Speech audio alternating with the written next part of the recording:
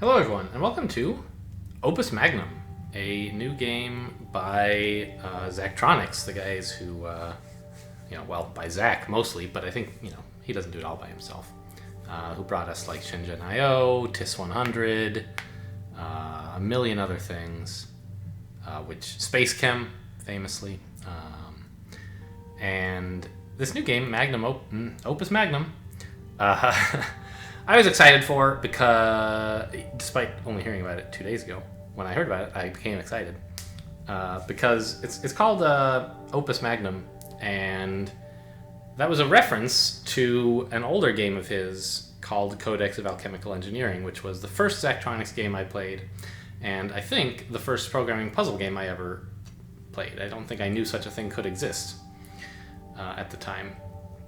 And he released an expansion pack for it later called Magnum Opus. So this Opus Magnum is a reference to that thing, and it has very similar sorts of mechanics, but is a much more modern reimagining of it, it seems. So, at any rate, very excited about it. This is the tutorial area that we're in here, and I have completed all the tutorial puzzles.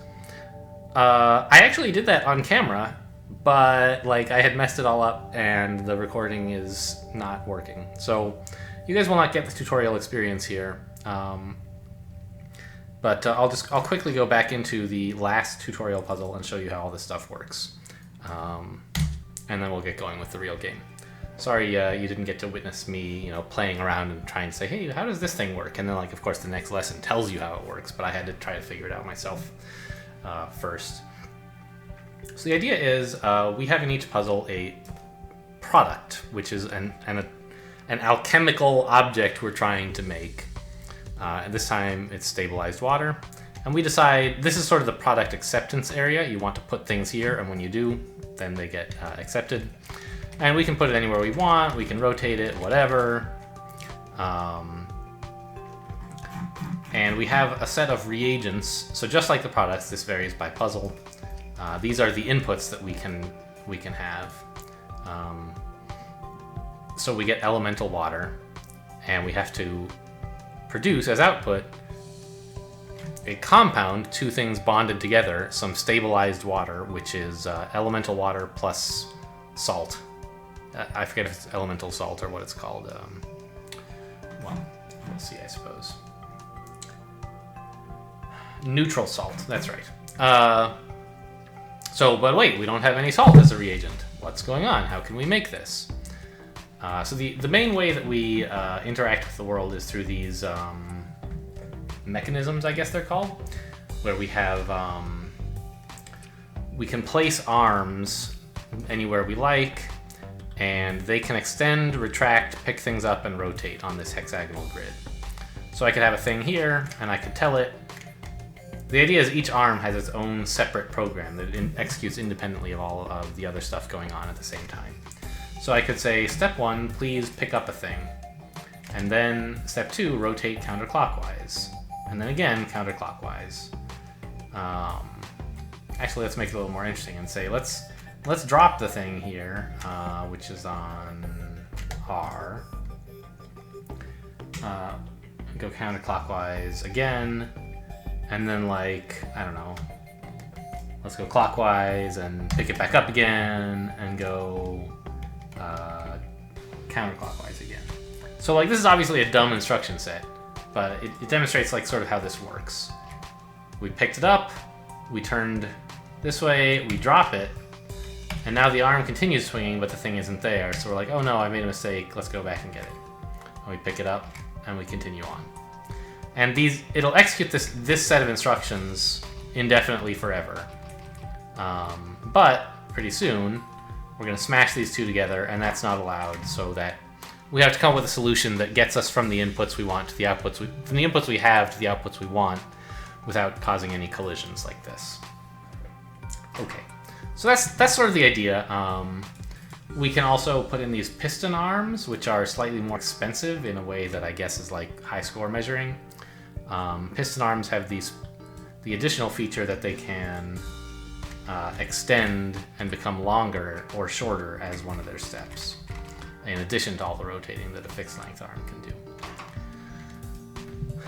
And finally, what's this about salt? Well, not finally. You missed the tutorial was a kind of long episode, actually. It was like 45 minutes. So sorry you missed it. That's life. Any object that you drag, that you briefly place on top of this, becomes neutral salt. So we do that, and like, ta-da, it's salt, and it's gonna stay salt forever.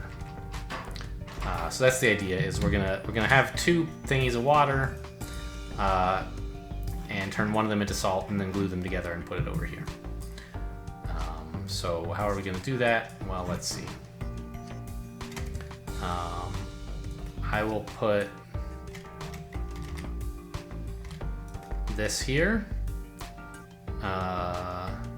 So we'll have something holding onto this, and then rotate it in here. Where can we do that will be convenient? Well, if we put a rotating arm here, then when it picks up a thing here, it can rotate like this, and it'll be in the right place. So that's the idea there.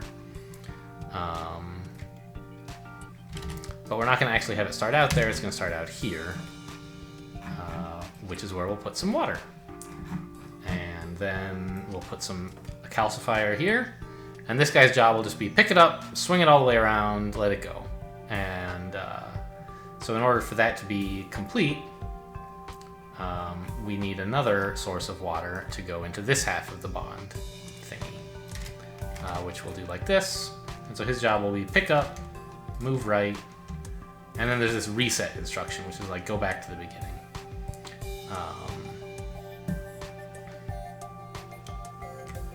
And we'll tell this guy, pick up, move right, move right, move right again, and reset.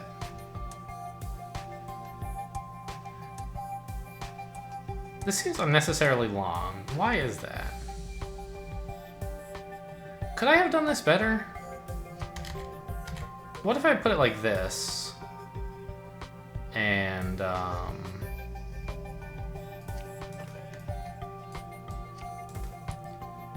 start out this way.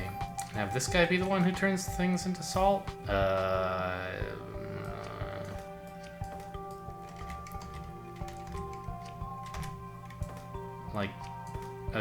No, I actually did need it like that, didn't I? Okay.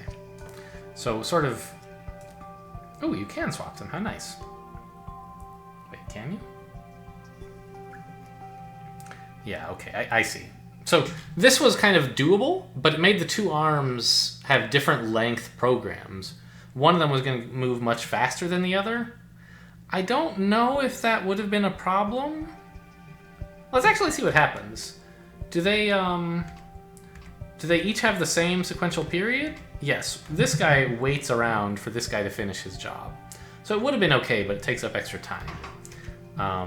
So what we'll instead do is have this guy pick a thing up. There. Rotate it right twice to put it here. Meanwhile, this guy picks a thing up and also rotates it right twice. Wait, but this isn't going to work, because this one won't be here yet. I solved this puzzle already, but I'm now trying to do it a little bit differently, and it's a bit of a silly optimization puzzle, I guess. So these are the same length, but they don't work, right? Yeah, they're not synced up. So, I mean, we could fix it by just... Is there like a... There is. Great. We could fix it... Oh, whoops, I dragged the wrong one.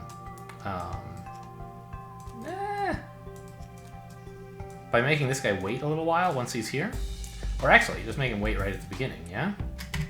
Now he does nothing, then picks it up, and they both swing in at the same time. The glyph of bonding glues these two together. So while this guy lets go, this guy pivots over here, and then he lets go.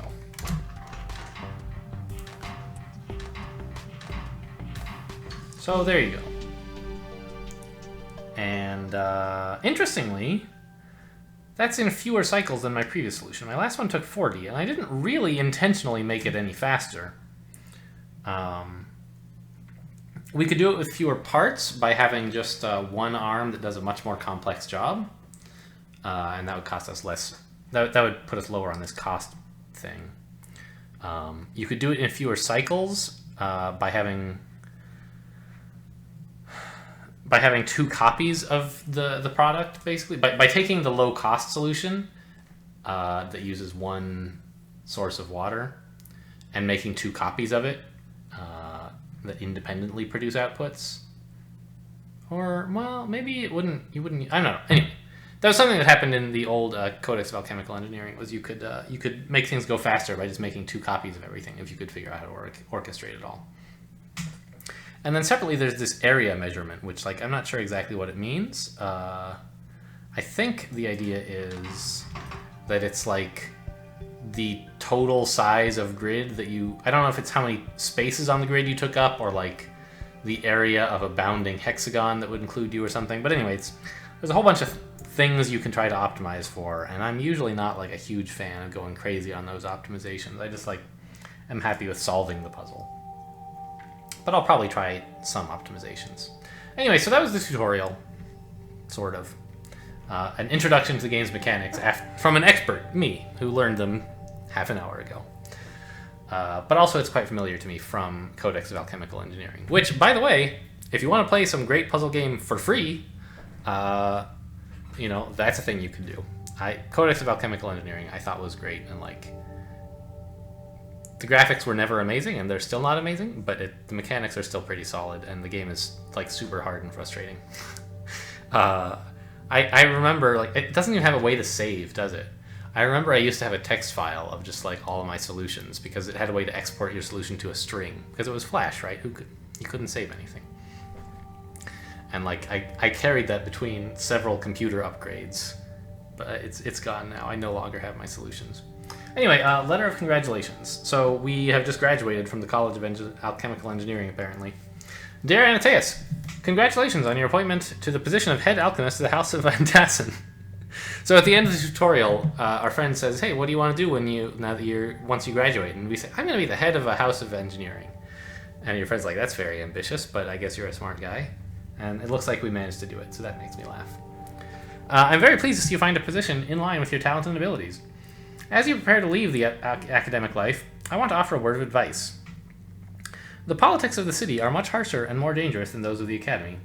You are a singularly gifted talent, and I would hate to see you get caught up in these conflicts.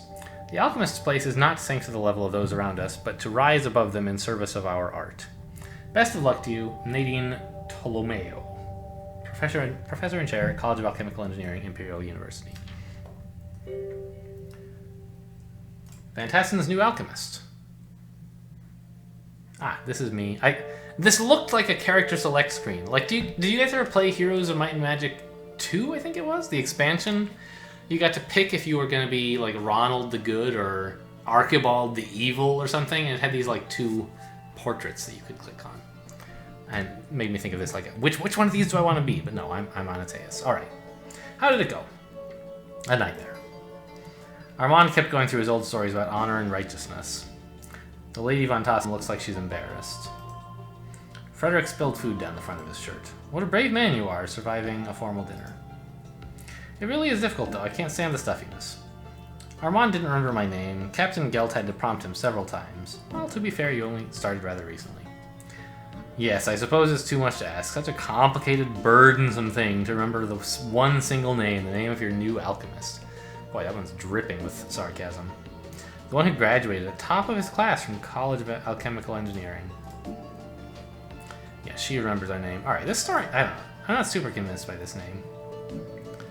Not this name, this story. It seems like kind of bleh, kind of bland. I don't know, I'd rather just get to the puzzles. So, you know, feel free to pause if you want to read more of this stuff. But I'm not going to stop to narrate. Okay. Can I play a game yet? Refined Gold. I feel like someone's having a laugh at my expense. Why? Were you asked to create the Philosopher's Stone? Close, actually. Turn lead into gold? Yep. There's an old Van Tassen lead mine, and wouldn't it be better if it produced gold?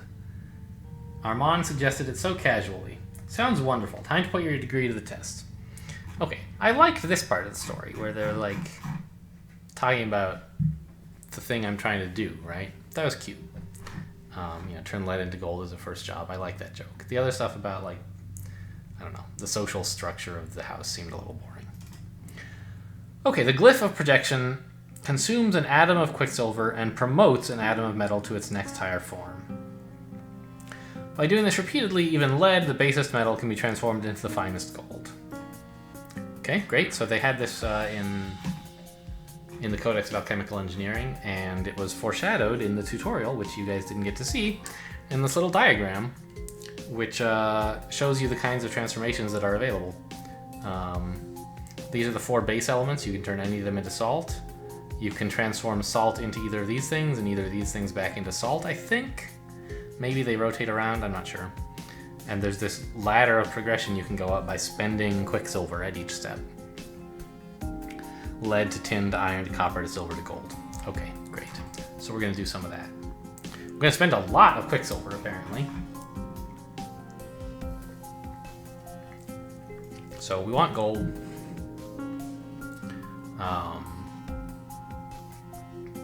And we have quicksilver and lead. Fine.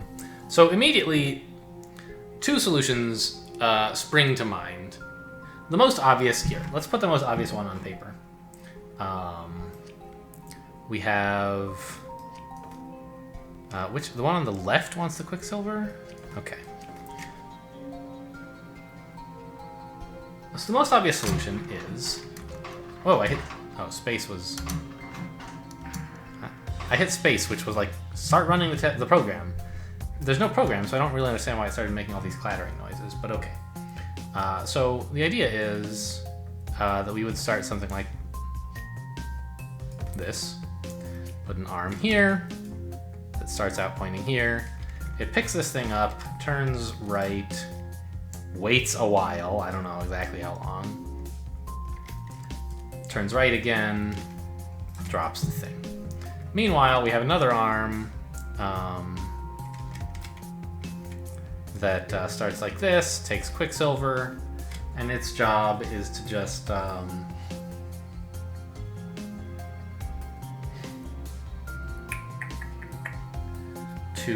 period override. Oh, I see. Huh.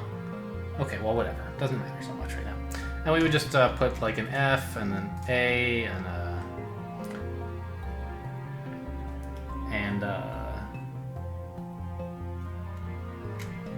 period override, reset. What is a repeat? This is a sequence of instructions that will make it drop anything and reset. So here, I don't totally understand what the repetition operators are like yet. But at any rate, a thing that we could do is something like this, and then I guess repeat, basically.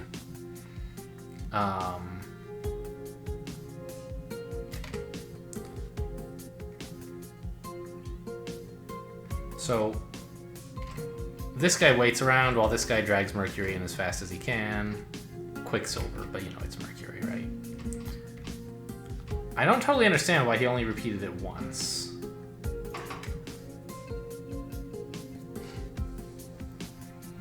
Like, would I want to put another reset in here? Okay, so I have to put another reset for each time I want it to reset. So we could say, what's this diagram? How many steps is it? 1, 2, 3, 4, 5 steps. So we could just say, how do I copy a thing? Like, I don't know. Can I? All right, well, what is reset? It's just V. So I could say do this 5 times, 1, 2, 3, 4, 5. And then put these here. And like we have a solution, right? And this should be the lowest cost solution available. Well, no. Wait, why did we run out? Why did we crash?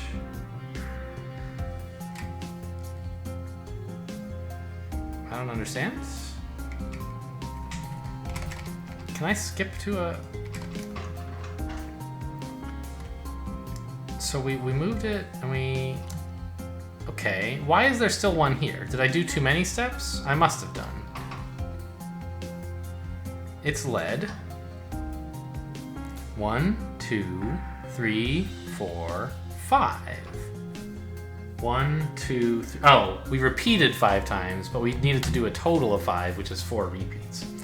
Okay, so like this is an answer, and it's a low cost answer, but not the lowest cost. Oh, of course we could put that there. We could have just one arm do all of this work. It's not that hard. That would cost us more cycles. It would be slower.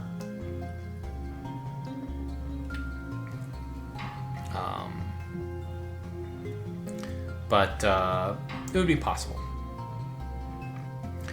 We could also be quite a bit faster, I think. About twice as fast. Yeah, twice as fast.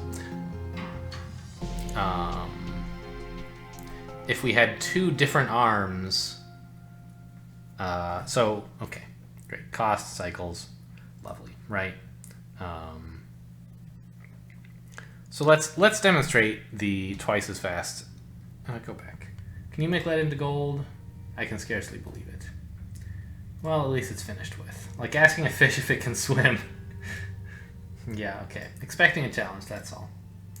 Okay, so let's go back. Actually, we're allowed to have multiple solutions, so let's just copy this. Can I name it somehow? Rename. I don't know. Simple. And this one, we will say, this is for cycles. And the thing to do would be, we spend a little bit more by putting this guy here. And he's just going to do basically the opposite of what this guy does. Which is what exactly? Offset by 2. So he's going to start by going there, picking up. Going there, dropping. Give him a repeat. Now this guy... Now we're doing a total of 5 transmutations. 1, 2, 3... Or 1, 2, 3, 4, 5, but in many fewer cycles. So we could do this. And I think that would be... Uh-oh. An atom may not be connected to 2 devices at once. We have to be offset a little bit more. Okay, fine. So let's...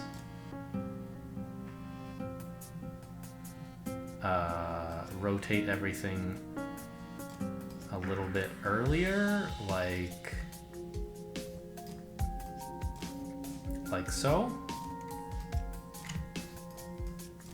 So it's going to start by dropping the element here, even though it doesn't actually have one.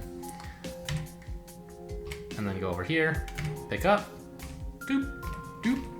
See, it goes by much faster.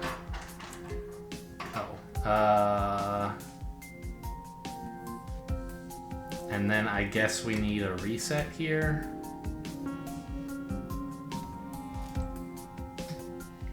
Actually, it doesn't need a reset because it actually ends at the same initial state. Whereas this guy's end state is not a very good one. It has to actually let go before the stuff can be used up, I guess. Okay. Why?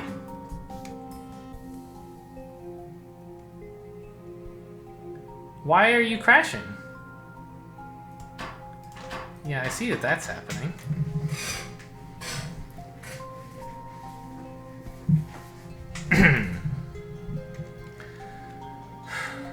So it drops the thing, goes here, picks up the thing, make it drop something? Okay. But it didn't actually put a drop here. I asked it to do a reset, and it doesn't put a drop in. I don't totally understand why. Huh. Alright, well, I mean, we can put a drop in manually, I just don't get it. Which means we don't need this. So really, our drop was just a reset, but...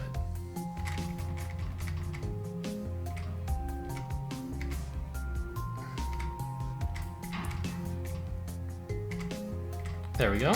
So that's, I think, the fastest You could go a tiny bit faster, I guess, if you wanted.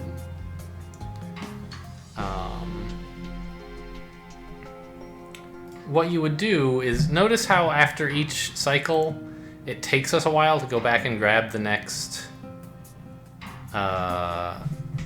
next bit of lead.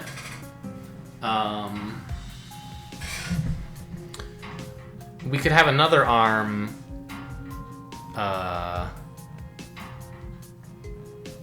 ready to grab this, or haven't grabbed it already while this one's being transmuted. And as soon as this one swings out of place, swing the new one into place, and then extend it up here. That would be a little bit faster. Likewise, we could have multiple copies of this whole setup to go even faster. If we put like another what is this thing called? Whatever this glyph is called. Glyph of projection. We could have another set of like 3 arms and a glyph of projection somewhere convenient to be doing this process like twice as fast, basically. Maybe you could even do 3 times as fast, I don't know. But anyway, I'm not going to do all that. Just pointing out there's ways you could optimize this. You could use just one arm, but it doesn't really matter. Okay, well, I think that is enough for one episode. Whoa, look at all these new puzzles. We got through the tutorial of a sort.